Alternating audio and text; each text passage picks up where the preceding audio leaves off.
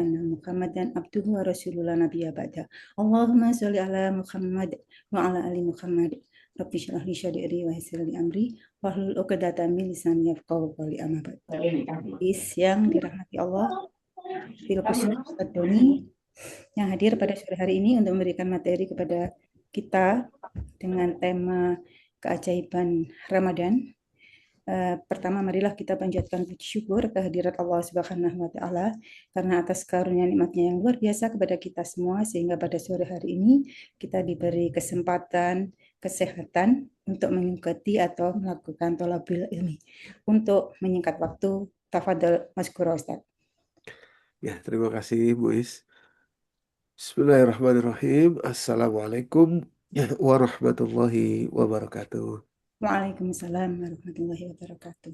Alhamdulillah, alhamdulillahillazi anzala sakinata fi qulubil mu'minin liyazdadu imanan ma'a imanihim walillahi junudus samawati wal ard wa kana Allahu aliman hakima. Assalatu wassalam ala al-mab'uthur rahmatan lil alamin asyrafal anbiya'i wal mursalin wa ala alihi wa sahbihi ajma'in amma ba'd. فيقول الله تعالى في كتابه الكريم أعوذ بالله من الشيطان الرجيم شهر رمضان الذي أنزل فيه القرآن هدى للناس وبينات من الهدى والفرقان فمن شهد منكم الشهر فليصم ومن كان مريضا أو على سفر فعدة من أيام أخر يريد الله بكم اليسر ولا يريد بكم العسر ولتكملوا العدة ولتكبروا الله على ما هداكم ولعلكم تشكرون. صدق الله العظيم وصدق رسوله النبي الكريم ونحن على ذلك من الشاهدين والشاكرين أما بعد.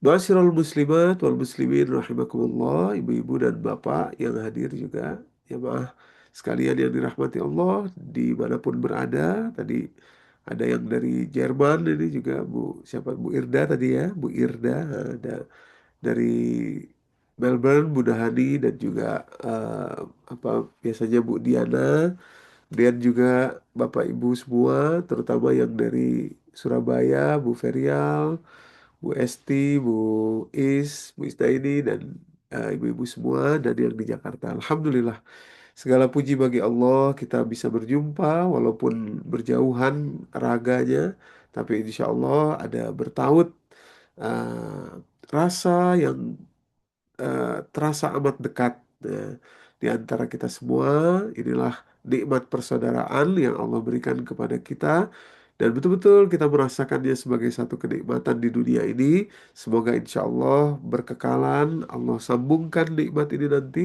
kita bisa rasakan juga bersama-sama di tempat yang lebih baik dari dunia ini, yakni negeri akhirat. Insya Allah kita tetap bersaudara juga sampai nanti. Salawat dan salam mari senantiasa kita sampaikan, curahkan kepada baginda Nabi Muhammad Sallallahu Alaihi Wasallam.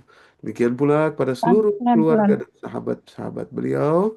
Semoga kita pun istiqomah, kita terus belajar, terus mengamalkan dan mendakwahkan nilai-nilai atau value-value yang telah beliau Sallallahu Alaihi Wasallam ajarkan untuk hidup kita di atas dunia ini. Ibu-ibu dan bapak yang dirahmati Allah, pada kesempatan sore hari ini, sore hari waktu Indonesia, kita akan membahas beberapa keajaiban Ramadan. Ya, tentu saja sudah tidak asing lagi Bapak Ibu mendengarkan penjelasan mengenai Ramadan, tapi kita akan mencoba masuk lebih dalam untuk mengetahui keajaibannya. Ya, sehingga betul-betul pola pikir kita terhadap Ramadan itu bisa bisa lebih tepat begitu ya. Bukan berarti salah, tapi selama ini bukan berarti salah, tapi lebih tepat. Saya izin men-share di layar bahasan kita pada kesempatan sore hari ini. Keajaiban-keajaiban Ramadan. Langsung to the point saja, Bapak Ibu yang dirahmati Allah. Ayat yang menjadi rujukan kita ya adalah surah Al-Baqarah, surah kedua ayat 185 gitu ya. Jadi sekarang kalau kalau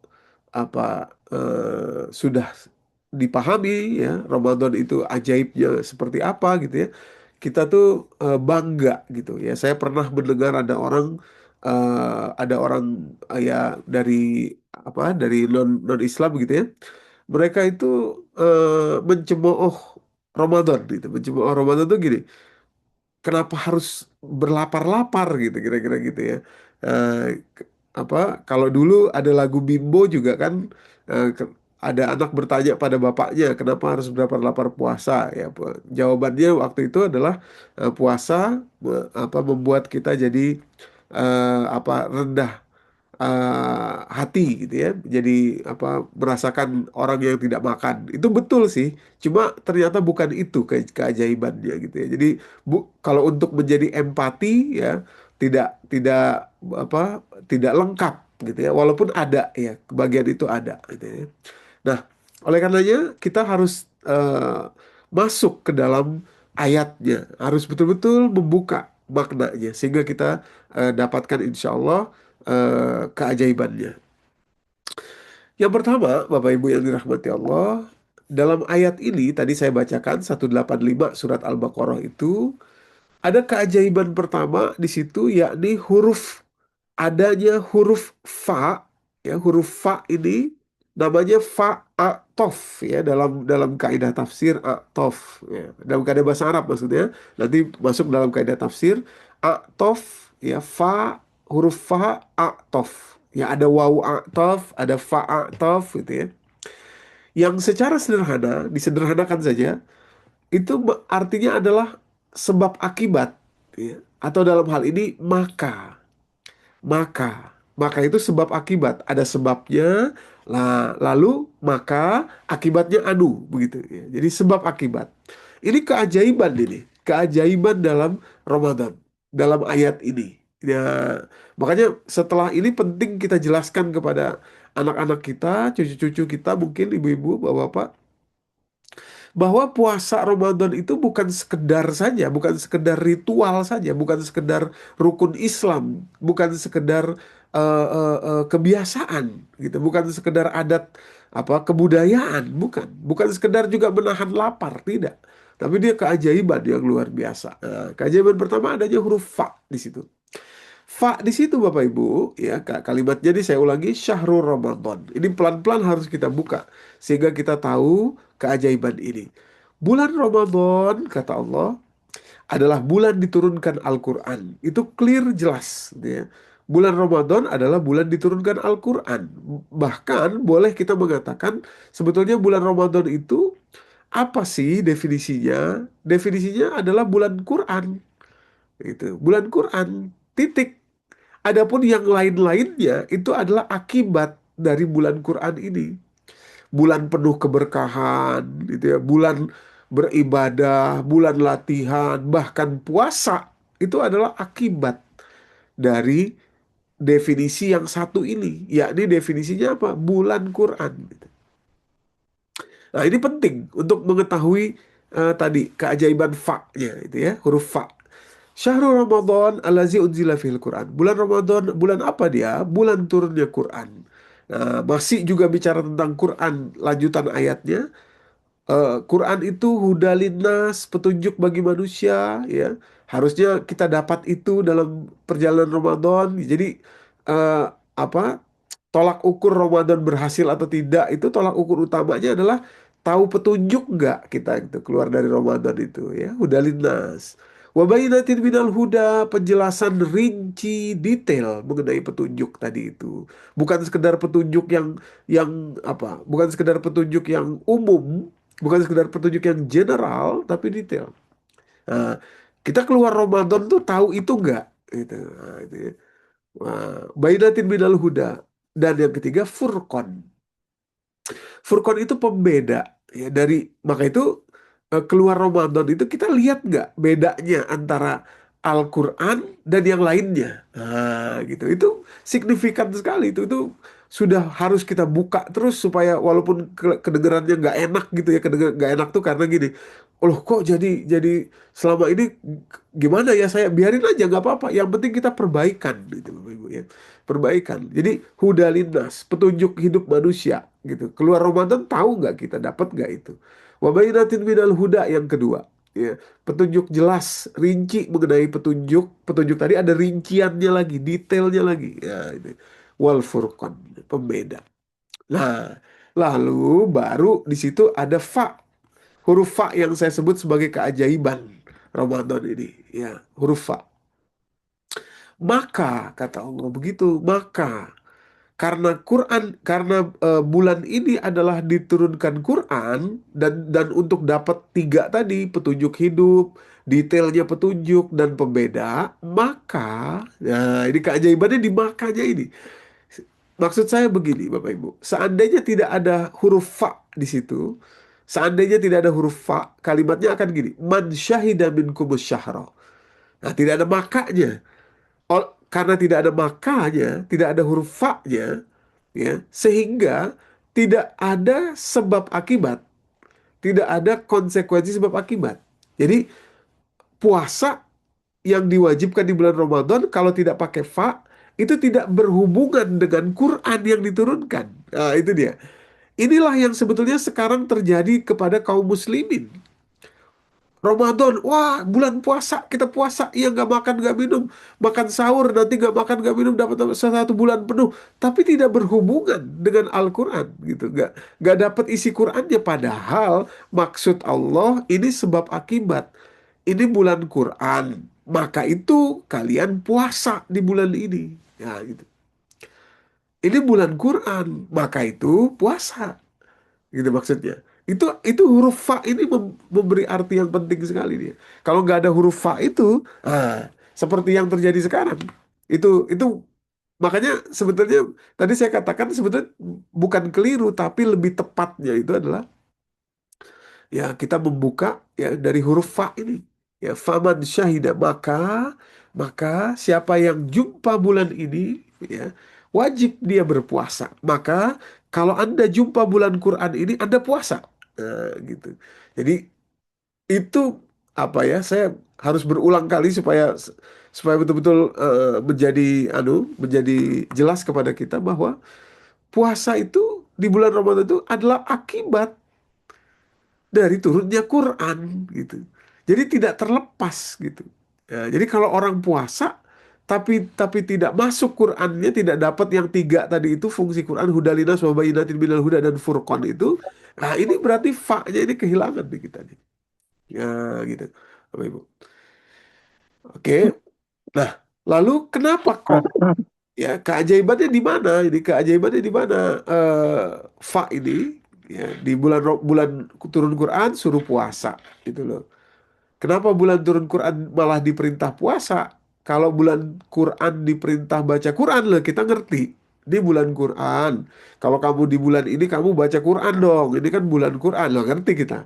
Tapi kok bulan Quran disuruh puasa? Nah, ini keajaibannya di sini, Bapak Ibu. Ya, rupanya memang puasa itu adalah sarana atau alat ya, untuk menyiapkan, untuk connect, untuk terhubungnya, masuknya Al-Quran kepada kita sebagai manusia. Nah, ini keajaibannya, di sini keajaibannya. Artinya apa? Betul-betul berarti Allah itu adalah betul-betul pencipta kita. Sampai buktinya mana? Buktinya adalah Allah tuh tahu gimana caranya masukin Al-Quran yang paling mudah kepada diri kita. Yakni dengan cara berpuasa. Nah, gitu. Maka itu bulan turunnya Quran kita suruh puasa untuk menyiapkan wadah masuknya Quran ke dalam diri kita. Nah, gitu maksudnya. Lalu nanti dia Al-Quran akan bekerja tadi dengan tiga fungsinya tadi. Huda linnas, wa bayyinatin minal huda. Dan Furqan tadi bekerja mentransformasi karakter kita. Makanya Nabi mengatakan orang yang keluar Ramadan itu seperti bayi yang baru lahir. Maksudnya bayi yang baru lahir itu tadi karakter-karakter sebelumnya terhapus, bersih, bukan cuma dosa apa, bukan cuma itu saja, tapi isinya Quran itu huda linnas wa bayyinatin minal huda wal furqan. Ini brainwashing, brainwashing gitu. Gitu. Di brainwash oleh Al-Quran, kira-kira begitu. Makanya caranya gimana? Puasa, puasa. Nah, jadi ini ajaib ya, ajaib Bapak Ibu ya. Kenapa begitu? Karena sekarang ilmu pengetahuan modern ya menjelaskan kepada kita. eh, Gimana? Mungkin ada yang berpikir gini, kalau dulu kan belum ada ini semua Ustadz, ini penjelasan mengenai ilmu pengetahuan modern. Memang belum ada, akan tetapi tetap dilaksanakan dan hasilnya luar biasa. Artinya sekarang kita tuh sudah punya pengetahuan modern ini, harusnya kita lebih lagi gitu maksudnya. Harusnya kita lebih lagi. Gitu karena kita sudah penjelasannya sudah rinci sekali nih gitu ya. Jadi rupanya ketika seseorang tidak makan, tidak minum, berpuasa, ya, atau sebagian mengatakan ya kalau ususnya kosong, ya, biar mudahnya begitulah, ususnya kosong.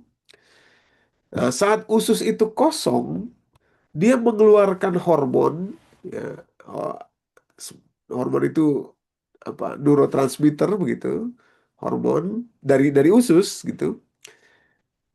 Nama hormon itu adalah grelin. Nah, ini. Grelin. Ada beberapa hormon yang diproduksi di usus, termasuk serotonin. Serotonin itu hormon kebahagiaan. Jadi juga sebetulnya orang berpuasa itu ya membuat dia tuh bisa mudah merasakan kebahagiaan karena lewat hormon serotonin dan itu ya hormon serotonin itu nanti juga bisa dihasilkan ketika seseorang berbagi ya maka itu ketika orang nggak bisa puasa karena halangan yang menetap kepada dirinya, salah satu mekanismenya adalah membayar fidyah kepada orang miskin.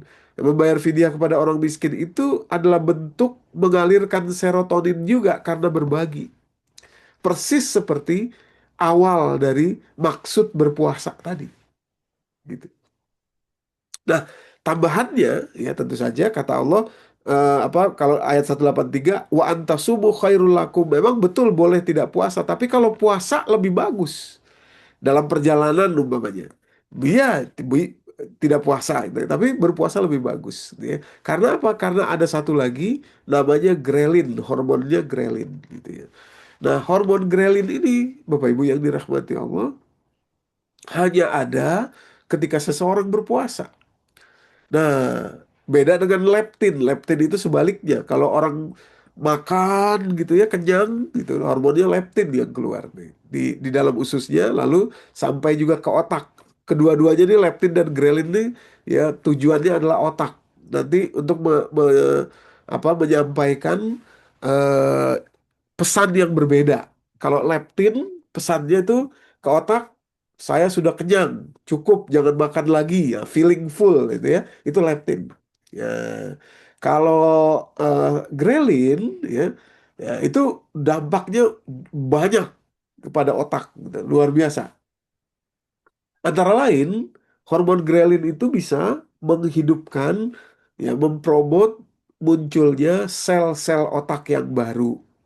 Nah, jadi sebetulnya nggak ada istilah apa s- ini istilah misalkan wah sudah tua gitu nggak bisa nggak bisa belajar. Sebetulnya kalau dengan berpuasa itu menumbuhkan sel otak baru gitu. Makanya beberapa kali saya diskusi dengan beberapa orang dokter itu dokter syaraf gitu ya dan juga neuroscientist.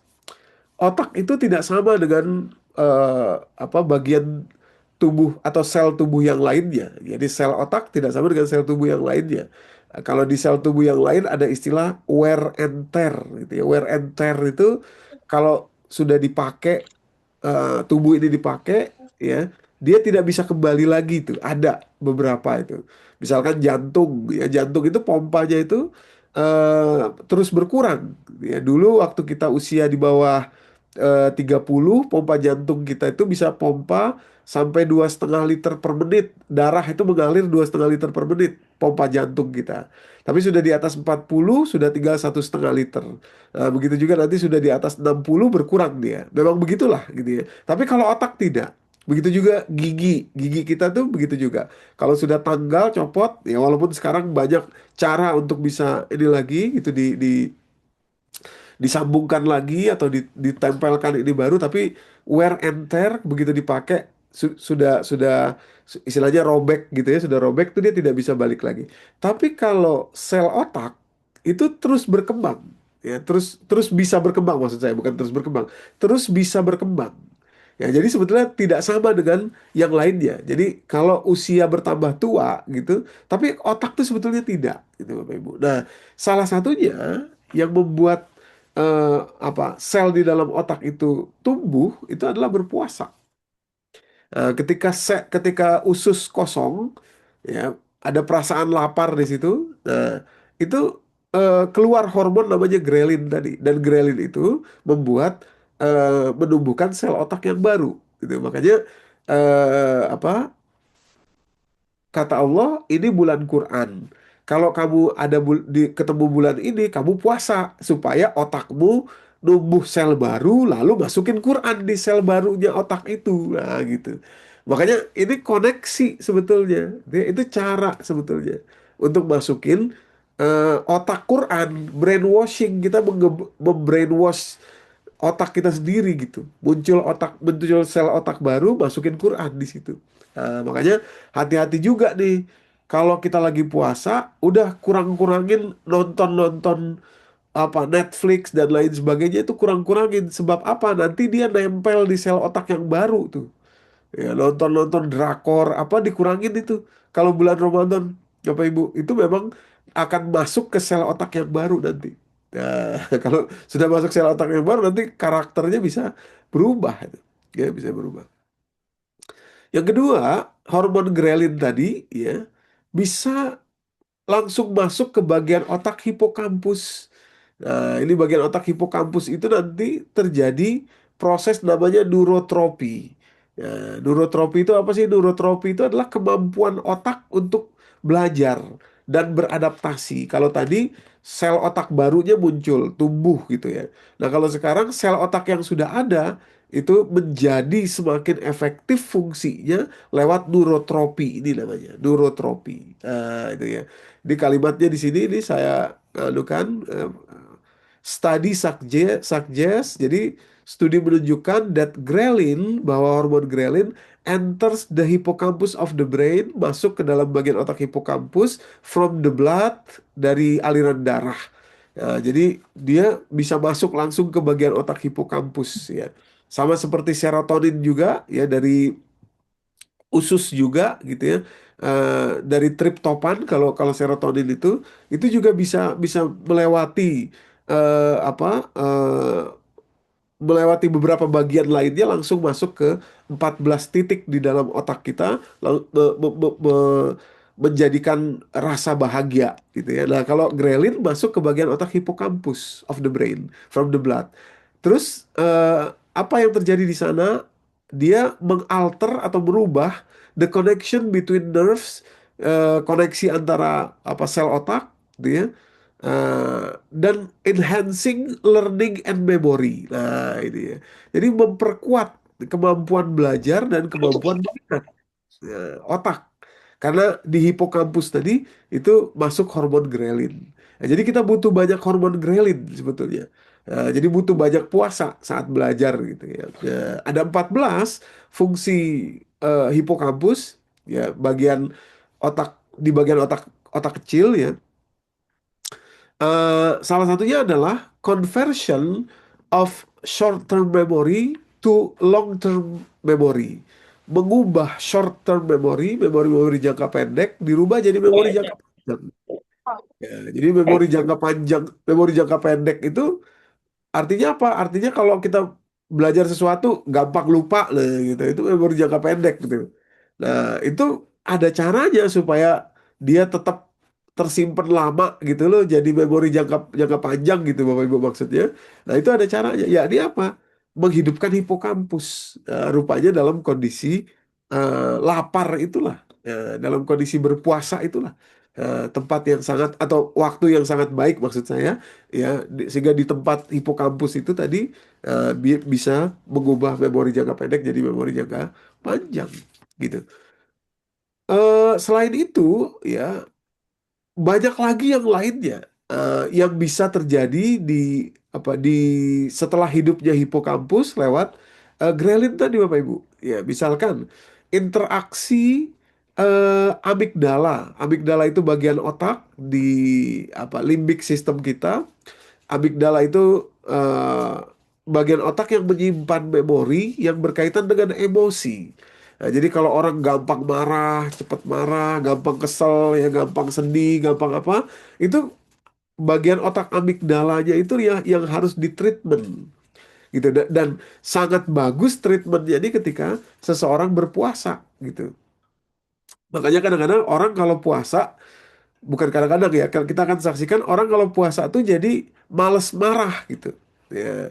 Makanya kalau puasa tapi marah juga, lah itu aneh, aneh itu.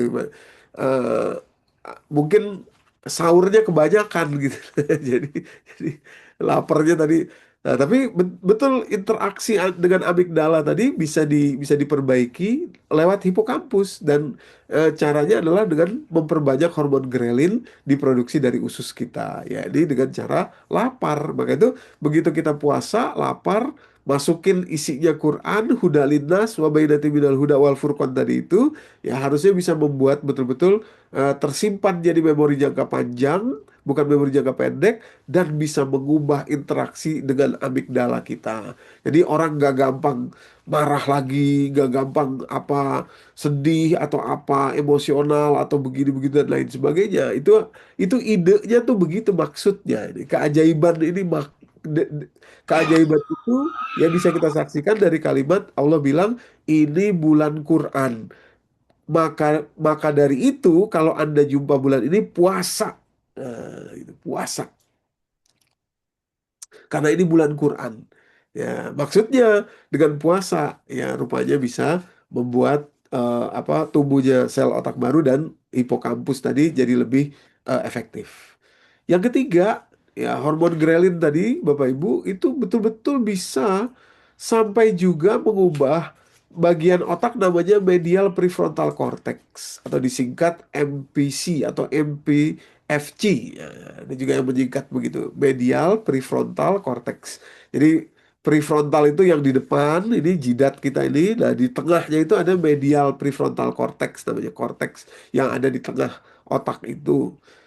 Apa yang terjadi di situ, medial prefrontal cortex itu menyimpan social perception, persepsi sosial kita. Ya, persepsi sosial itu adalah bagaimana kita melihat orang, bagaimana kita melihat fungsi kita di tengah masyarakat, fungsi masyarakat untuk kita, gitu ya. Itu ada di situ, social perception, fungsi orang lain terhadap kita, fungsi kita terhadap orang lain. Nah, itu adanya di situ tuh. Ya, nah itulah cara mengubahnya di situ.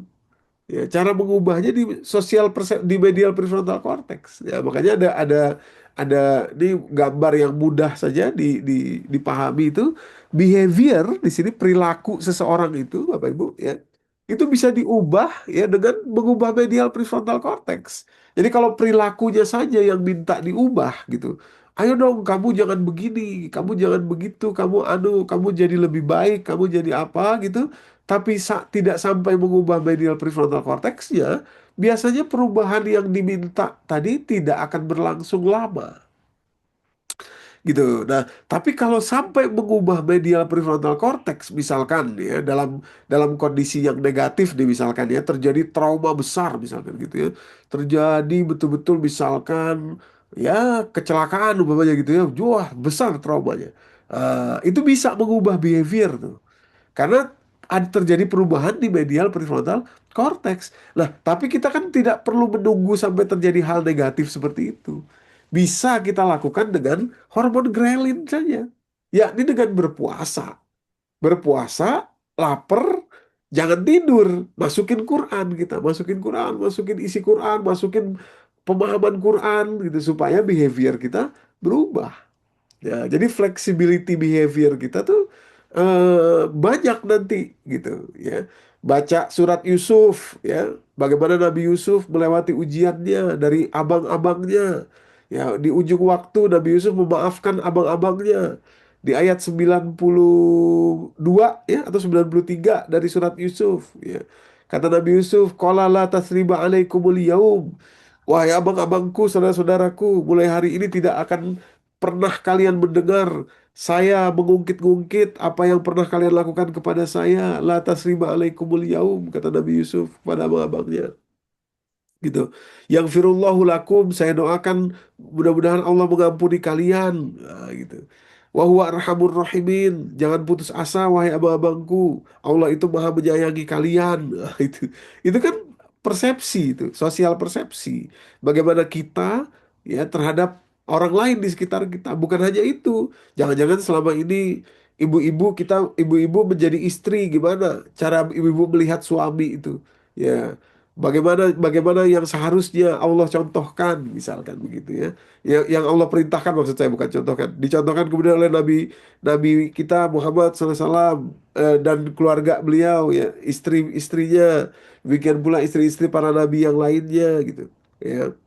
Eh, apa itu persepsi. Ya, persepsi sosial, bagaimana seorang suami kepada istrinya gitu. Jadi jangan pakai persepsi yang lain, pakai persepsi yang Allah jelaskan dan dicontohkan oleh para nabinya. Nah, itu bisa berubah kalau medial prefrontal cortex kita berubah, terbuka, dan kesempatan besarnya adalah ketika terjadinya puasa.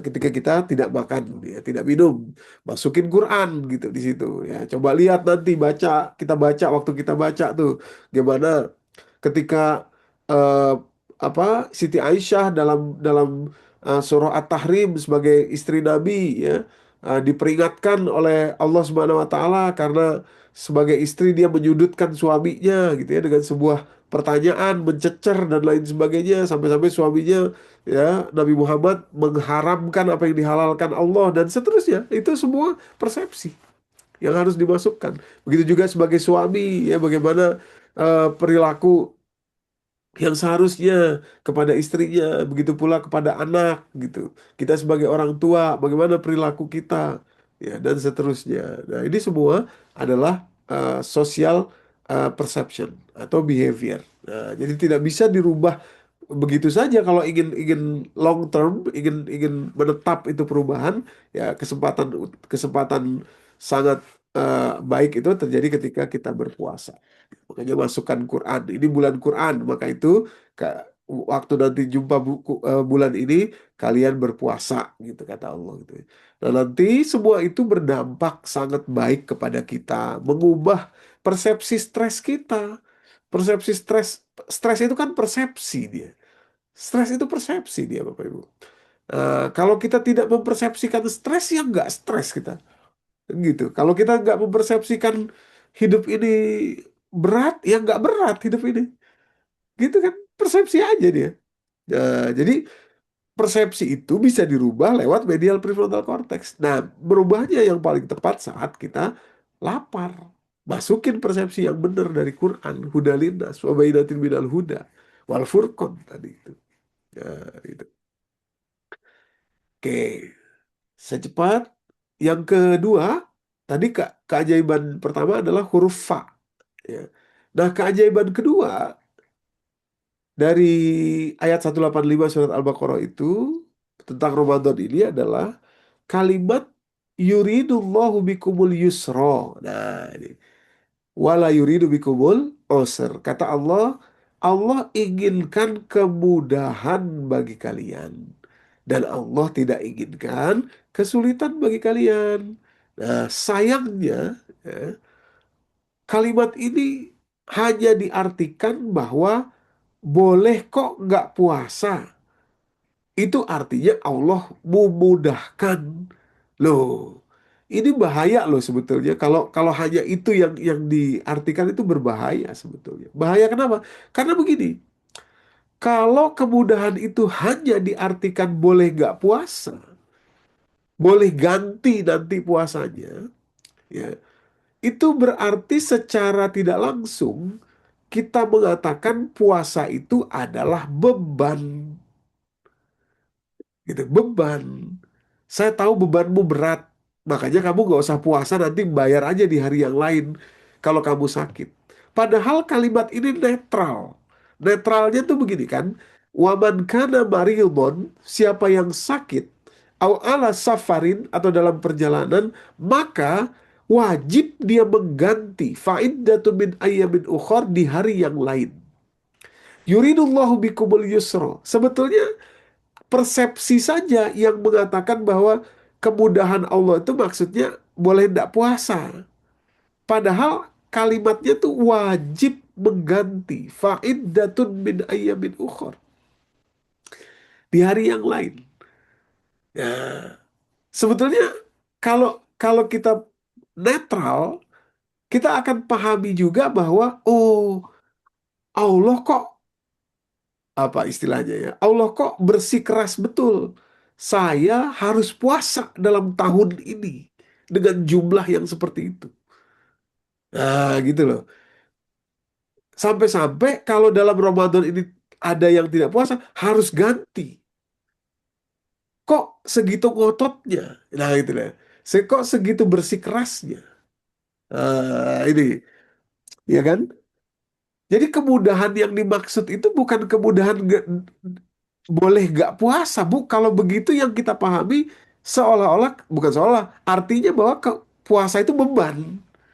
Misalkan bayar pajak, bayar, bayar pajak kendaraan umpamanya, ya. Orang kan udah sekian tahun nggak bayar pajak, terus tiba-tiba kantor pajak bilang bilang begini, ini ada pemutihan ini. Nah, kita wah pada seneng semua, ayo bayar pajak. Kenapa? Karena bayar pajak itu beban. Nah, begitu dikurangi, wah seneng sekali. banget. Begitu Udah. dikurangi, seneng sekali. Gitu. Padahal yang dimaksud Allah ini, ya, kok jadi puasa, kok jadi beban gitu loh. Mestinya kemudahan itu, ya, dalam ayat ini adalah kemudahan puasanya itu, Bapak Ibu. Makanya ini ada kaitan dengan pola pikir kita tentang makan. Seolah-olah nggak makan itu berat dan makan itu enak, gitu. Seolah-olah begitu. Padahal makan 3 kali sehari itu sebetulnya tidak ada. Itu persepsi saja nih. Pola ini makan nih, ini artikel dari BBC News Indonesia nih. Gaya hidup makan 3 kali sehari.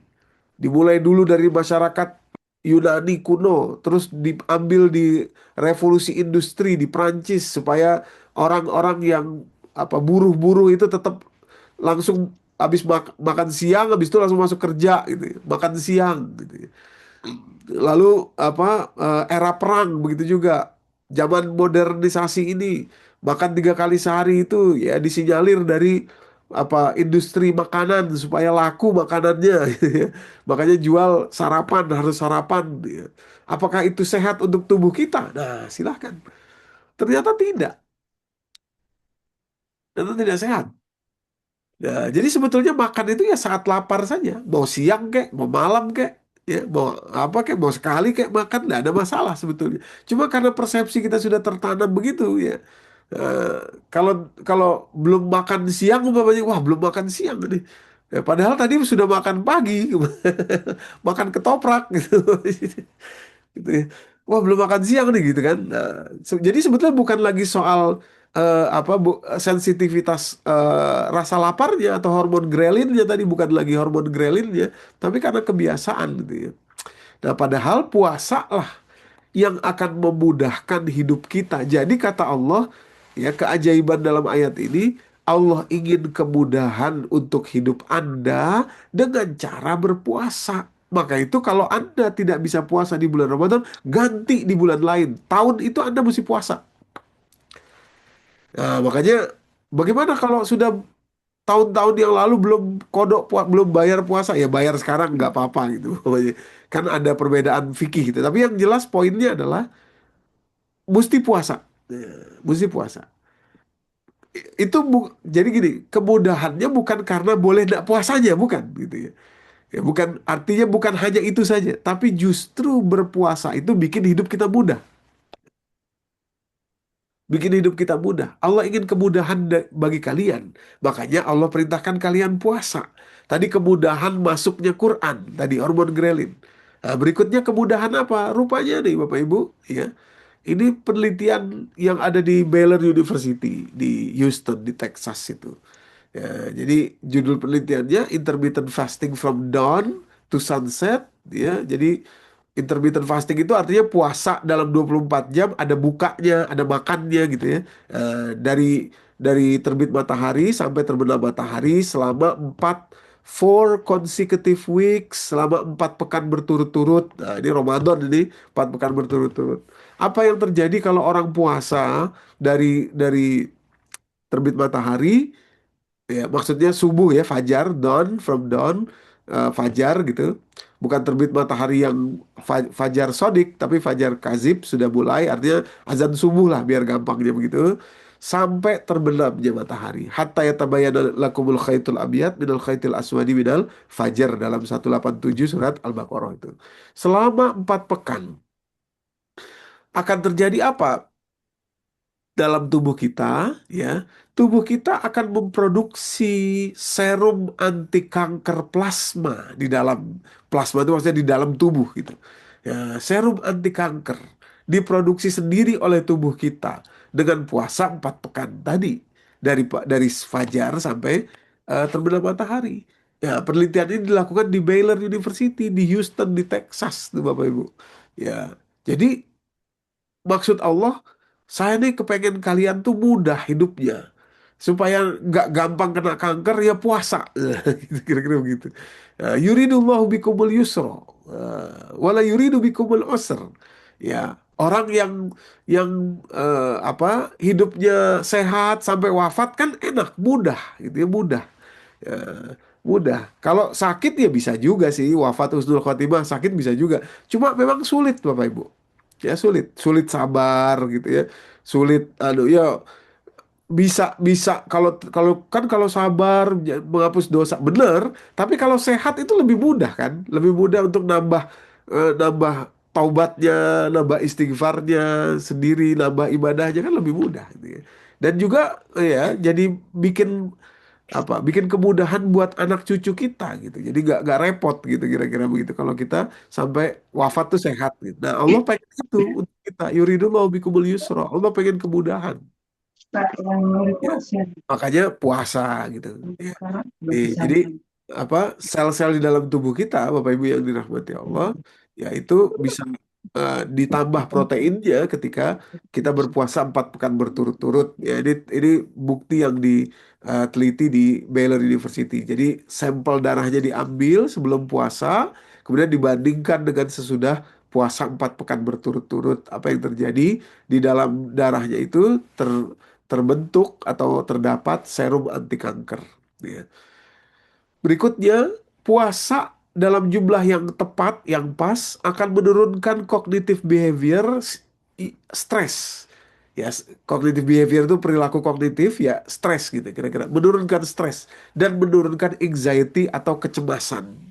Nah, penelitian ini dilakukan atau diterbitkan jurnalnya, ya, tahun 2021. Penelitian ini dilakukan pertama kepada tikus ya. Tikus. Kenapa tikus? Tikus itu DNA-nya mirip manusia, Bapak Ibu ya. Nah, jadi ini ada gambarnya nih. Nanti kalau Bapak Ibu mau baca jurnalnya silahkan, judulnya Intermittent Fasting Alters Cognition. Ya, jadi tadi puasa dalam 24 jam itu diselingi makan gitu ya. Itu mengubah kognitif, anxiety-like behavior, jadi perilaku cemas, gitu, stres, dan hippocampal norepinephrine. Norepinephrine itu adalah hormon stres ya, yang menghidupkan autonomic nervous system, ya, sympathetic nervous system. Nah, di gambarnya ini saya tampilkan gambarnya, ini ada satu objek penelitian tikus, dia mengalami banyak ya synaptic degeneration, dia penurunan sinaptik, ya sel otak gitu ya, terus juga microglial activation gitu, jadi apa bakteri-bakterinya tuh rusak gitu ya, cognitive impairment terjadi, juga kelumpuhan kognitif pada tikus yang ini gitu. Lalu dikasih intervensi berupa puasa 16 jam berpuasa dia. Jadi tikus saja disuruh puasa ya 16 jam. Setelah dia berpuasa 16 jam, diteliti lagi apa yang terjadi kepada kepada diri dia nih, kepada tikus ini ya. Rupanya apa? restore cognitive function. Jadi ujungnya nanti fungsi kognitifnya tuh diubah. Jadi default system yang baik lagi gitu ya. Lewat apa? Awalnya tuh lewat terjadi anti neuroinflamasi inflammation atau anti peradangan di apa sel sinaptiknya ya di sel otaknya. Lalu kemudian terjadi metabolic optimization ya. Secara metabolisme itu dia optimal dan akhirnya terjadi reinforcement terhadap sinaptik neuronnya ya. Sinaptik sinaptik itu adalah ketersambungan antara sel-sel di dalam otak. Nah, akhirnya ujungnya menjadi cognitive restored function ya. Fungsi kognitifnya tadi menjadi terrestorasi jadi lebih baik ya, jadi lebih baik. Dengan puasa 16 jam puasa tuh dia. 16 jam puasa. Ya, si tikus ini, ibu-ibu, bapak. Nah, jadi sebetulnya penelitian ini maksudnya kepada manusia gitu, cuma karena penelitian diawali dari sini kepada tikus karena tikus itu mirip DNA-nya dengan manusia. Nah, kemudian yang gambar berikutnya ini kepada manusia, penelitian kepada manusia di intermittent fasting, gitu ya, IF tadi ya intermittent fasting. Nah, ini gambarnya aja. Jadi puasa tuh mengubah struktur biomikroba dalam usus kalau kepada manusia. Kalau tadi kepada kepada tikus tadi langsung diteliti sinaptik neuronnya atau hidupnya antara keterhubungan antara sel-sel otak. Nah, kalau manusia lebih detail lagi. Jadi diteliti ya bagaimana intermittent fasting itu mengubah biomikroba yang ada di dalam usus. Perubahannya sangat signifikan, sangat detail. Yang pertama ada dua perubahan besar yang mengakibatkan nanti fungsi kognitifnya berubah. Ya, fungsi kognitif itu fungsi otaknya ya berubah. Jadi lebih resilience ya, lebih lebih tahan ya terhadap stres, jadi lebih potent, jadi lebih kuat gitu, long term potential, jadi lebih kuat gitu, dan juga ada improvement di kognisinya gitu ya. Nah, tapi terjadinya lewat dua hal penting. Yang pertama, terjadi perubahan profil metabolik ya, profil metabolik itu apa sih? Metabolik itu adalah metabolit itu adalah molekul-molekul kecil dalam suatu sistem biologi yang seperti sel jaringan dalam sel tubuh itu yang ada di cairan tubuh seperti darah, ya, urin itu metabolik metabolit ya, sebagai suatu hasil akhir dari proses metabolisme yang utuh di dalam tubuh kita. Kita makan gula, karbohidrat, itu terjadi proses metabolisme itu. Ya, nanti direspon oleh tubuh kita, ujungnya keluar lewat urin gitu ya. Makanya orang diabetes tuh kelihatan dari urinnya. Ya. Jadi orang pun gampang pipis terus. Ah, itu tanda-tanda bahwa dia diabetes tuh ya. Begitu juga lipid ya, hormon dan lain sebagainya itu juga terjadi ya, hormon seperti yang mudah saja insulin misalkan ya, insulin hormon yang diproduksi oleh pankreas ya, salah satu tugasnya mengubah glikogen glukosa menjadi tenaga. Nah, itu sistem metabolisme itu ya, dibentuk atau terjadi lewat sel-sel kecil, jaringan-jaringan kecil yang ada di dalam metabolit, namanya metabolit. Nah, jadi dengan berpuasa struktur metabolit tadi, profil metabolis dalam dalam struktur metabolit itu berubah, Bapak Ibu, berubah. Berubah jadi lebih baik tentu saja gitu ya. Jadi lebih teratur dan lebih efisien. Ya, jadi Bapak Ibu bayangkan kalau ada satu eh, konser musik klasik gitu misalkan gitu ya. Itu seorang dirijen itu kan dia ada yang sebelah ujungnya main biola, sebelah ujungnya main harpa, misalnya sebelah ujungnya main apa gitu ya. Nah, itu yang mengorganize itu satu orang gitu ya. Nah, kalau dia teratur semuanya itu, maka tercipta harmoni yang baik. Tapi kalau tidak teratur, ya tidak tercipta harmoni yang baik, sana main apa, sana dari ini, segala, kita nggak enak dengernya. Begitulah terjadinya eh, apa eh, profil metabolis dalam tubuh kita itu lewat molekul-molekul kecil, ya, yang ada salah satunya yang berasal dari eh, biomikroba atau mikrobiota yang ada di dalam usus kita. Jadi begitu dibuat lapar, ya dia kemudian mere, mere apa reorganize, ya, reorganize. Sekarang udah jam berapa? Oh, sebentar lagi. Yang kedua, secara spesifik sekali dalam penelitian ini, setelah metabolic shift atau perubahan profil metabolis, terjadi juga metagenom, metagenomic profil, perubahan metagenomic profil. Metagenom itu apa? Genom itu adalah deoksiribonukleotik acid atau DNA kita, ya, terdapat di dalam DNA itu terdapat apa fungsi-fungsi yang berbeda-beda, ya, ya kan, terdiri dari mikroba, terdiri dari bakteri dan lain sebagainya, yaitu jumlahnya wah, triliunan itu yang ada di dalam tubuh kita tuh Bapak Ibu. Nah, itu semua akan berubah ketika dia dibuat lapar. Ya, yang pertama nanti dia akan memunculkan profil atau lahirnya biomikroba baru. Nah, jadi kalau kita makan, ya pola terus makan, makan, makan, makan gitu ya, itu biomikrobanya yang sama, bahkan cenderung makin lama makin capek dia, sehingga fungsinya makin, istilahnya kerjanya makin males gitu. Tapi begitu kita berpuasa, ya otomatis sel tadi berubah, ya memakan sel yang buruk. Nah, ini nanti ada kaitannya dengan penelitian Dr. Yasunori Ohsumi nanti yang akan kita bahas bentar lagi, sedikit lagi.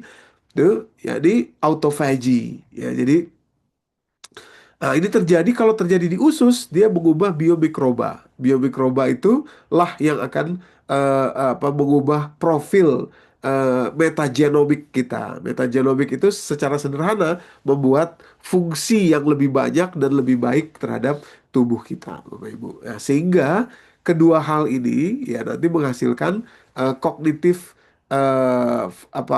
impact, dampak kognitif. Ya, makanya kadang-kadang sering secara sederhana gini, kita kalau stres, grogi, nervous, cemas misalkan gitu ya, tiba-tiba perutnya mules, itu berhubungan gitu, karena tadi ada rasa takut, ya, itu dikabarkan kepada seluruh tubuh, sehingga membuat dampak kepada metagenomic dan metabolic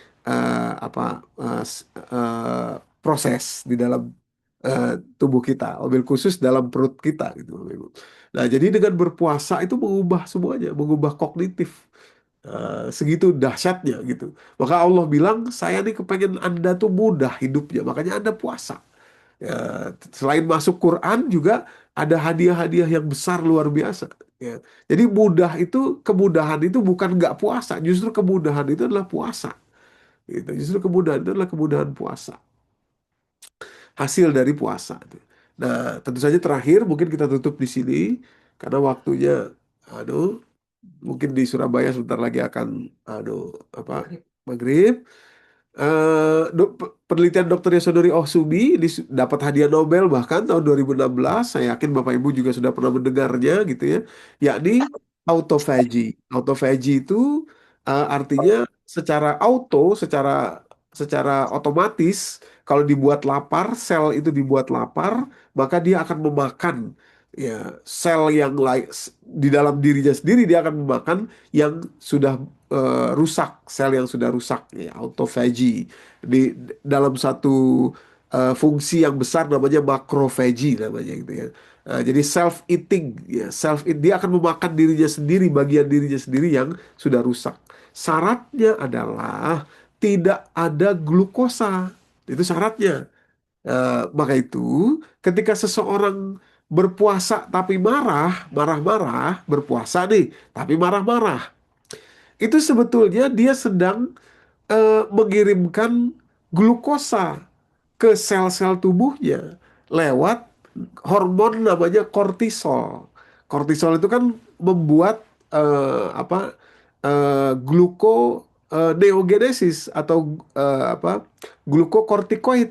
Jadi glukosa tidak diasup dari makanan dan minuman, tapi kalau orang marah, kortisolnya naik, sama aja glukosanya banyak ke dalam sel tubuhnya. Sel tubuhnya tidak berpuasa. Nah, gitu.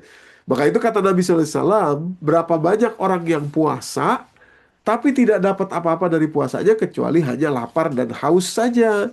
Ya, ini besar kemungkinan maksudnya adalah orang puasa tapi marah-marah, itu kortisolnya naik gitu. Stresnya naik, akhirnya glukokortikoid, glukosanya muncul walaupun makannya tidak, minumnya tidak, tapi glukosanya hadir. Ya, glukosanya ada. Makanya makanya puasa nggak cukup makan dan minum saja, tapi berpuasa juga seluruh apa karakter kita. Puasa marah, ya puasa stres. Ya puasanya karena itu berpengaruh kepada sel tubuh. Baru terjadilah autofagi. Terjadi autofagi, regenerasi sel, termasuk tadi sel di dalam proses metabolik dan metagenomik tubuh kita, Bapak Ibu. Jadi semua ini berkaitan. Inilah luar biasanya. Ini ada beberapa lagi keajaiban yang lain, tapi mungkin waktu kita sudah mungkin sudah habis begitu. Jadi eh, Ramadan itu bukan sekedar bulan puasa, ya, tapi ajaib gitu. Ajaibnya tuh karena Allah tuh betul-betul tahu gitu. Kita nih betul-betul sadar bahwa Allah itulah pemilik kita gitu. Jadi betul-betul syariat Islam ini betul-betul bukan sekedar nggak sama seperti yang lainnya gitu. Enggak. Inilah yang benar gitu. Itulah keajaibannya tuh di situ.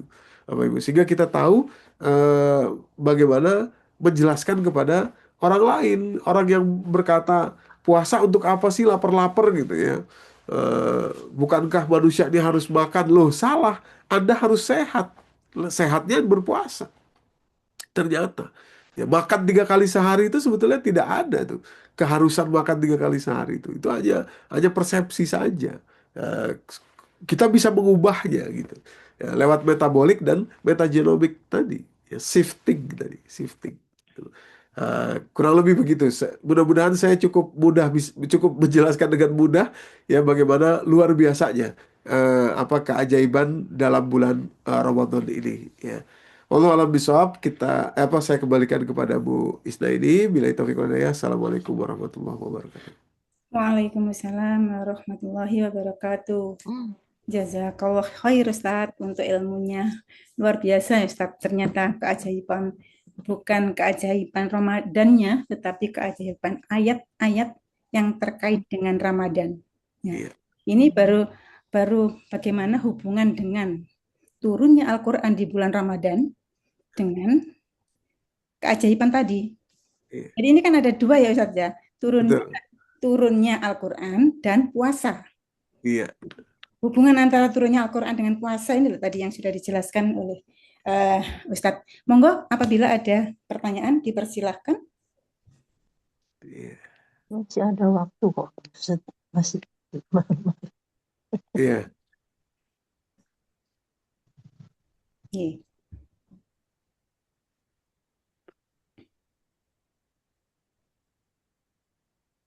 Sambil menunggu barangkali tadi Ustadz, komponen Iya. turunnya Al-Quran dari sebagai petunjuk, sebagai pembeda, Iya. sudah dijelaskan dengan jelas rinci-rincinya. Iya. Itu dipaskan bulan Ramadan, Iya. kemudian di situ ada ibadah puasa. Iya. Itu kan bagaimana Ustadz? Iya. Iya, makanya tadi keajaibannya itu adalah kok anu banget gitu, ya pas sekali gitu.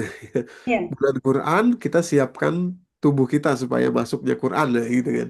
Ya, jadi betul-betul ini tidak mungkin kalau kalau Nabi kan dulu nggak ngerti ini semua kan. Ini kan ilmu yang sekarang ini ada ini kan bukan berarti kita lebih pintar dari Nabi, bukan. Tapi ya memang setiap zaman itu ada perbedaannya. Likuli makomin makol, likuli zamanin makol. Nah, itu kan dalam pepatah bahasa Arab gitu.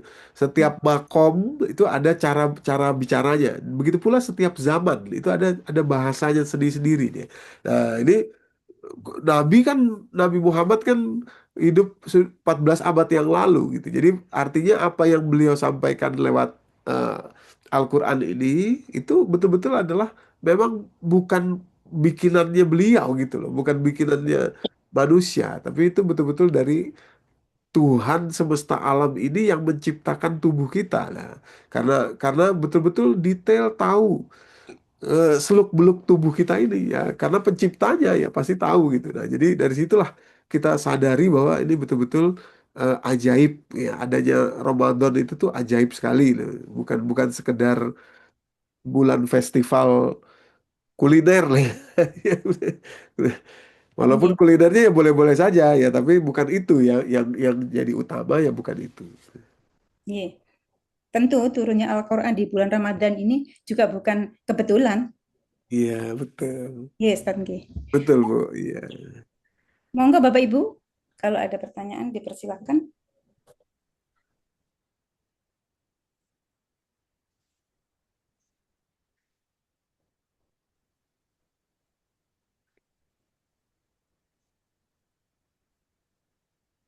Oh, ini ada pertanyaan di chat, Ustaz.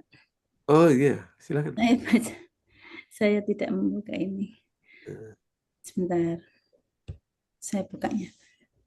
Hmm. Assalamualaikum Ustadz, apakah urutan tahun Islam saat eh. Nabi hidup sama seperti sekarang? Oh, maksudnya aduh ya, apa Besok tuh. Muharram gitu, Safar gitu ya. Safar terus Rabiul dan seterusnya. Sama. Ya urutannya sama. Jadi Ramadan itu bulan ke 9 ya. Ramadan terus Syawal, Zulqia'dah, Zulhijjah gitu kan. Syawal itu bulan ke 10, Zulhijjah itu bulan ke 12. Itu sama.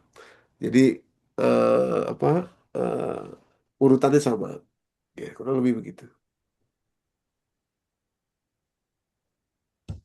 Monggo Bapak Ibu, apabila ada yang masih Saya ingin. mau bertanya, Ibu. Monggo, Assalamualaikum Ustadz. Waalaikumsalam warahmatullahi wabarakatuh. Silakan Bu di Di Hida. ayat di ayat yang tentang kewajiban berpuasa itu kan disebutkan sebagaimana diwajibkan umat-umat terdahulu juga. Berarti Iya, umat-umat yang dahulu itu udah berpuasa juga ya Ustadz. iya, Nah, betul Bu. ingin bertanya apa kelebihan puasa untuk umat Muhammad dan puasa-puasa umat terdahulu, Iya, Ustadz. Terima kasih iya. Ustadz. Ya, menarik sekali. Jadi umat terdahulu juga diperintah puasa. Antara lain misalkan ada puasa dari yang dicontohkan oleh Nabi Zakaria. Beliau tidak bicara, puasanya tuh tidak bicara. Jadi berpuasa, tapi sekaligus selama berpuasa itu tidak bicara. Itu ya.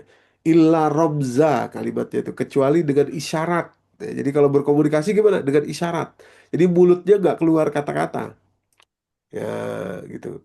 Begitu juga Siti Maryam, begitu juga ya puasa juga tidak berbicara. Nah, itu salah satunya. Lalu ada lagi Nabi Yakub atau Israel namanya. Nabi Yakub itu nama lainnya Israel. Berpuasa beberapa hal saja gitu ya. Ada ya illa ma harrama Israilu ala nafsih gitu ya, misalkan dalam surat Ali Imran ayat ke 94 atau 93 ya, kurang lebih lah gitu. Nah, itu. Jadi macam-macam ini ya berpuasanya lah. Yang kita ini sebetulnya lebih mudah. Karena bayangkan tadi kalau kita berpuasa seperti umat terdahulu, salah satunya tadi tidak boleh bicara. Nah, tidak boleh bicara kan repot kita. Eh, Cuma pakai isyarat gitu seperti Nabi Zakaria itu ya. Nabi Zakaria itu tidak bicara tuh.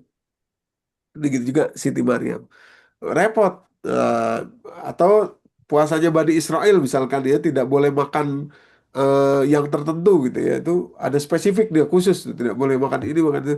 Nah, itu juga repot juga kita. Nah, kalau kalau kita ini lebih mudah sebetulnya, jadi kita tidak makan tidak minum sampai waktu yang hatta yatabayyana lakumul khaitul abyad minal khaitil aswad minal fajar gitu, dari terbit matahari fajar sampai terbenam matahari dia tetap boleh ngomong gitu ya, tetap boleh nanti makan. Kalau tadi yang tidak boleh makan tertentu itu bukan hanya dari subuh sampai maghrib, tidak, seterusnya ya dalam berapa hari gitu ya, ada yang 10 hari gitu kan ya, itu tidak boleh makan itu terus, dia yang dia sukai gitu tidak boleh makan itu di Bani Israel itu.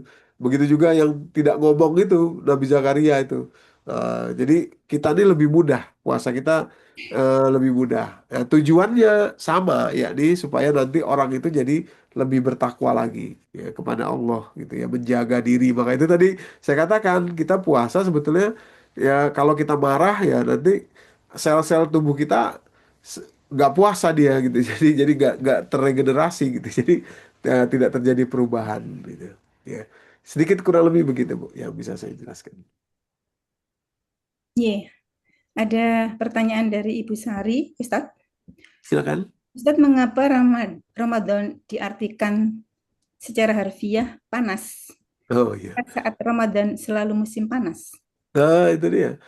Jadi sebetulnya tidak juga ya tidak setiap Ramadan musim panas, tidak. Ya, Ramadan itu salah satunya memang artinya apa? Terbakar gitu ya.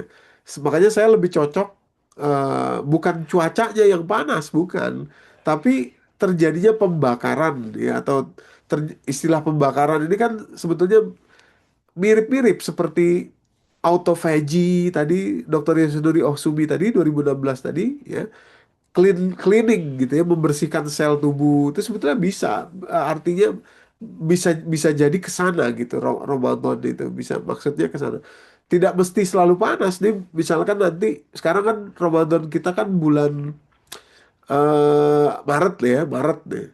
Tahun depan sudah bulan Februari itu Ramadannya itu. Bulan Februari itu kalau di Arab atau di Mesir itu musim dingin itu. Bulan Februari, apalagi bulan Januari nanti musim dingin gitu. Nah, jadi sebetulnya tidak selalu berarti panas cuacanya, tidak selalu. Nah, apalagi kita mungkin nanti kalau Februari kita masih musim hujan gitu kan di berbagai wilayah Indonesia gitu. Ya, jadi sebetulnya lebih mendalam makna pembakarannya itu bukan sekedar cuaca yang panas, tapi juga membakar dosa, membakar tadi karakter kita yang jelek gitu, yang buruk diganti gitu, dirubah gitu supaya kemudian jadi lebih baik ya. Kurang lebih begitu, Bu Sari. Ya, gitu nggih Bu Sari. Ini lanjut ke Bu Nur Aini. Ya, Ini perlu diperjelas nggih pertanyaannya Bu Nur Aini.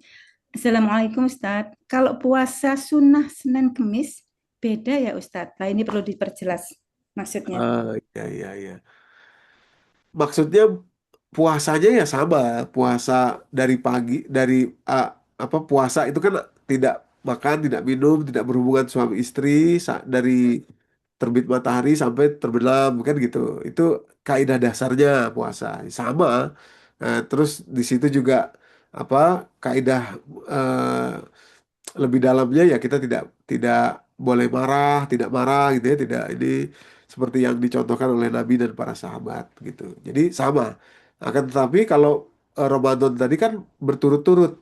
Dan yang berturut-turut itu hanya Ramadan saja. Tidak boleh puasa yang lain berturut-turut dalam arti lebih dari 3 hari, tidak boleh. Ya, misalkan puasa Ayamul Bid itu 3 hari ya. 3 hari itu aja yang pernah dicontohkan Nabi, tidak boleh lebih. Jadi tidak boleh umpamanya puasa 1 bulan ini. Kenapa? Ya puasa aja bulan ini. Gak boleh. Kalaupun boleh puasanya 1 hari puasa, 1 hari buka. Gitu. 1 hari 1 hari. Gitu. Atau ya tadi 3 hari 1 bulan. Gitu. 3 hari 1 bulan memang 3 hari berturut-turut, tapi tidak lebih dari 3 hari. Nanti bulan berikutnya baru 3 hari lagi. Waktu di tengah bulan gitu ya. Atau ayamul bid gitu. Nah, jadi kalau Ramadan ya berturut-turut terus sampai sampai 4 pekan gitu. Bedanya mungkin begitu, kurang lebih. Allah alam bisa. Iya, Bu Nur Aini begitu. Selanjutnya Bapak Agus nggih Ustadz. Ya, Izin untuk dapat Lailatul Qadar itu secara garis besarnya apa harus tidak tidur semalaman? iya, iya, iya. Sebetulnya ini persoalan yang apa ya, yang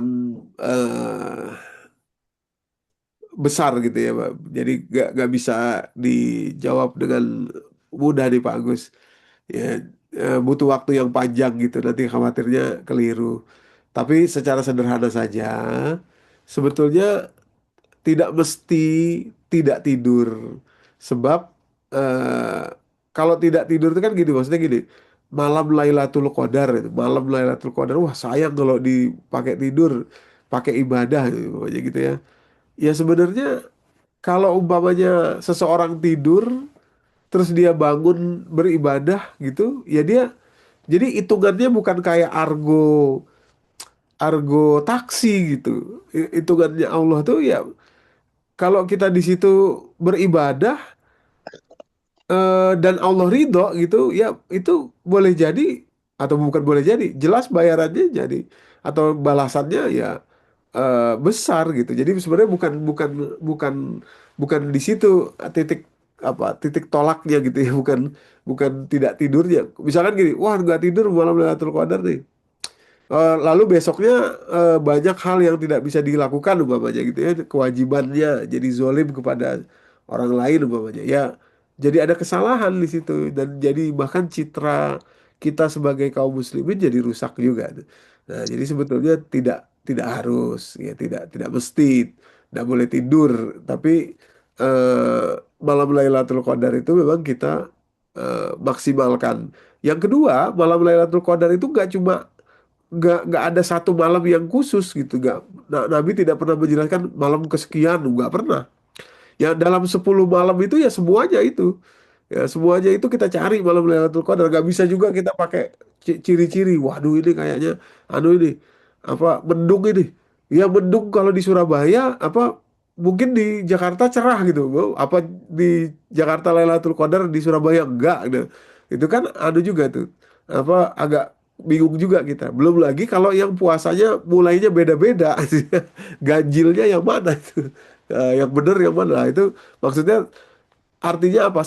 10 malam itu kan kata Nabi di dalam 10 malam terakhir ada Lailatul Qadar. Lah itu dia.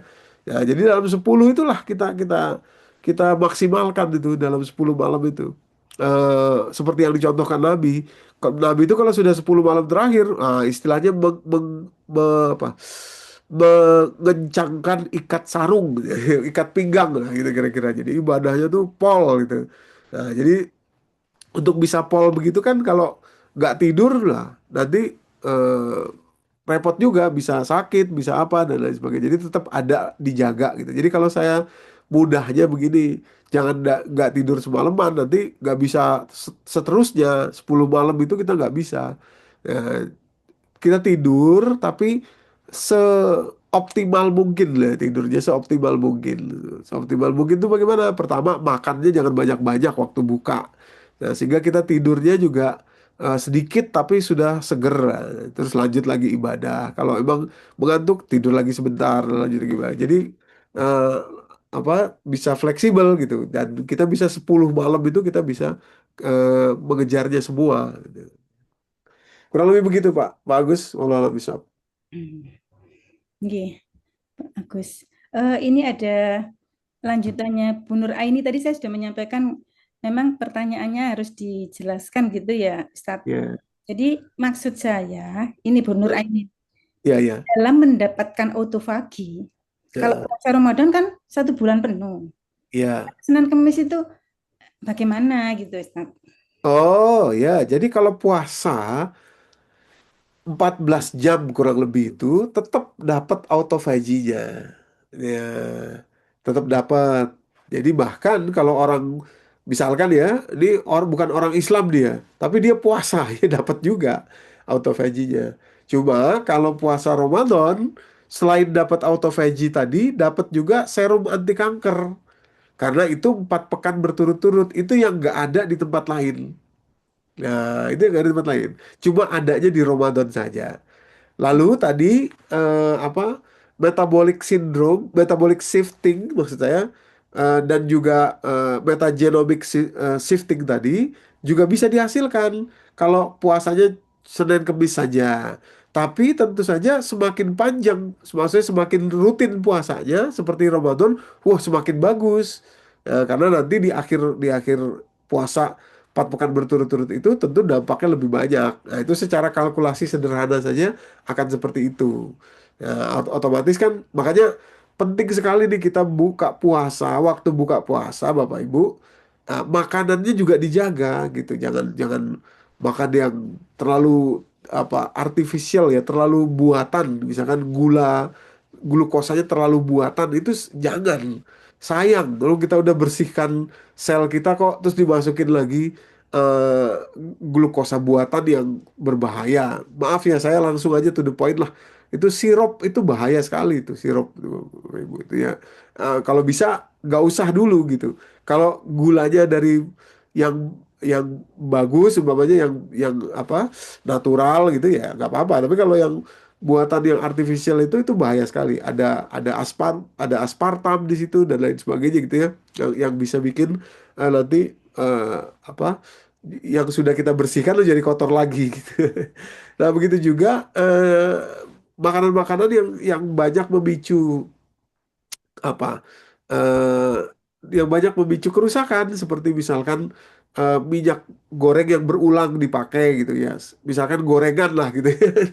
Kalau gorengannya digoreng dengan minyak yang mungkin yang bersih masih oke lah. Tapi kalau digorengnya udah lama gitu minyaknya udah ini gitu di tukang gorengan umpamanya begitu ya. Nah, itu bahaya juga tuh kalau kita apa makan padahal kita sudah membersihkan sel tubuh kita gitu. Makanya membuat apa hidangan berbuka puasa ini juga penting juga supaya kita menjaga metabolic shifting tadi dan metagenomic system tadi berkelanjutan. Kurang lebih begitu. Nggih, itu nggih Bu Nur Aini. Ini Bu Hani izin Ustadz, Melbourne Oh iya. sudah maghrib Melbourne. Oh iya ya, udah di. Baik, monggo ada lagi pertanyaan boleh langsung, Berkat. monggo, monggo, Bu Pipit,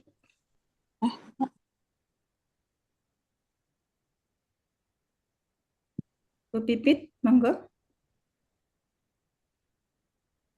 Maaf, Iya, langsung aja.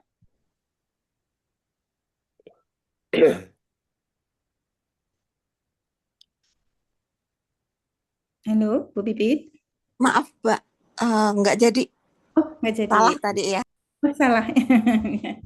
Nggih, monggo Bapak Ibu yang lain, barangkali masih ada yang ingin didiskusikan mumpung ini Ustadz longgar loh ini. Nanti kalau sudah tidak longgar,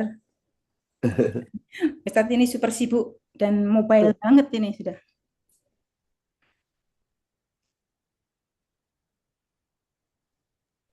Sudah. Bertanya lagi ya Ibu. Monggo, monggo.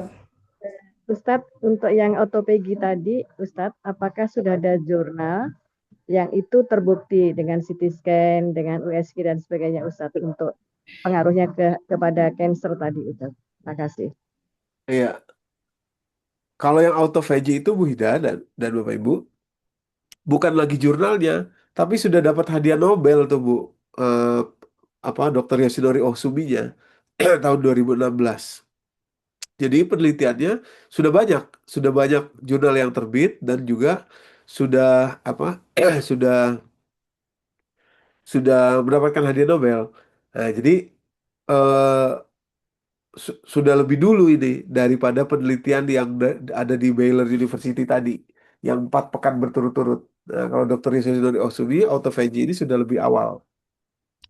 Jadi itu beliau ini Dr. Yoshinori Ohsumi itu lagi megang foto-foto apa hasil ronsennya terhadap sel-sel yang memakan dirinya sendiri itu karena dibuat puasa.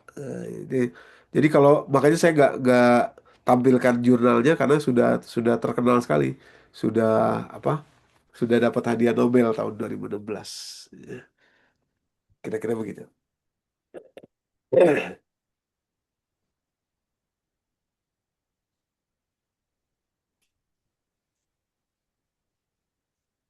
Sampun, Ibu. Monggo Bapak Ibu yang lain. Satu pertanyaan lagi. Ini sudah hampir maghrib. Baik, kalau tidak ada, tidak ada pertanyaan, monggo Ustadz ditutup dengan doa. Iya, masih mudah-mudahan Ramadan kita kalau Allah izinkan masuk Ramadan tahun ini mudah-mudahan ya Bapak Ibu. Mudah-mudahan Allah izinkan dan mudah-mudahan jadi Ramadan terbaik sepanjang hidup kita. Nah, mudah-mudahan Ramadan kali ini betul-betul kita bisa manfaatkan sebaik mungkin dan tadi koneksinya gitu ya dengan Al-Quran itu semaksimal mungkin mudah-mudahan ya. Mudah-mudahan Allah ridho kepada kita semua. Ya. berdoa bersama. Astagfirullahalazim, astagfirullahalazim, astagfirullahalazim. Auzubillahiminasyaitonirrajim. Bismillahirrahmanirrahim. Alhamdulillahirabbil alamin, hamdan syakirin, hamdan na'imin, hamdan yuafi ni'mahu yukafi'u mazidah. Ya Rabbana lakal hamdu wa lakal syukru kama yanbaghi li jalali wajhikal karim wa li azimi sultanik. Allahumma anta rabbina la ilaha illa anta khalaqtana wa nahnu abduka wa nahnu ala ahdika wa wa'dika mastata'na na'udzubika min syarri ma sana'na nabu'u laka bi ni'matika 'alaina wa nabu'u bi dzunubina faghfir lana fa innahu la yaghfiru dzunuba illa anta. Allahumma arhamna fi syahrina hadza sya'bana wa ballighna ya Allah Ramadan wa ballighna Ramadan wa ballighna Ramadan wa barikna Ramadan. Ya Allah, berkahilah kami di bulan Sya'ban ini dan sampaikanlah kami dan berkahilah kami sampai ke bulan Ramadan. Ya Allah, mampukan kami untuk mengambil manfaat, mengambil kebaikan dari Ramadan sebagaimana yang Engkau inginkan, sebagaimana yang telah Engkau sampaikan dalam ayat-ayat-mu yang telah Engkau turunkan kepada kami melalui lisan Nabi-Mu sallallahu alaihi wasallam. Rabbana atina fid dunya hasanah wa fil akhirati hasanah wa qina azabannar bi fadlika subhana rabbika rabbil izzati amma yasifun wassalamun alal mursalin walhamdulillahi rabbil alamin. Amin. Amin ya rabbal alamin. Terima kasih. Terima kasih Ustadz. Terima kasih Pak Ustadz atas Ya. ilmunya. Terima kasih. Semoga menambah timbangan beratnya amal kebaikan Ustadz, insya Allah. Amin. Sama-sama kita sempurnakan dengan doa kifaratul majlis ya Bapak Ibu. Subhanaka Allah. Asyhadu an la ilaha illallah. Astaghfirullah wa atubu ilaih. Baik, saya pamit ya Bu Ferial, Bu Ya, Esti, terima kasih Bu Pak Iis, Ustadz Bu atas Iis, Bu ilmunya. Ibu semua, tadi ada Bu Irda, Bu Ida, ya, Ibu semua, saya pamit, Terima Bu kasih banyak Adi, ya. Assalamualaikum Amin, sehat warahmatullahi selalu Ustadz. Waalaikumsalam Waalaikumsalam warahmatullahi wabarakatuh. Assalamualaikum. Assalamualaikum semuanya. Mohon pamit. Kami izin ditutup nggih. Sama-sama. Assalamualaikum warahmatullahi wabarakatuh. Waalaikumsalam warahmatullahi wabarakatuh.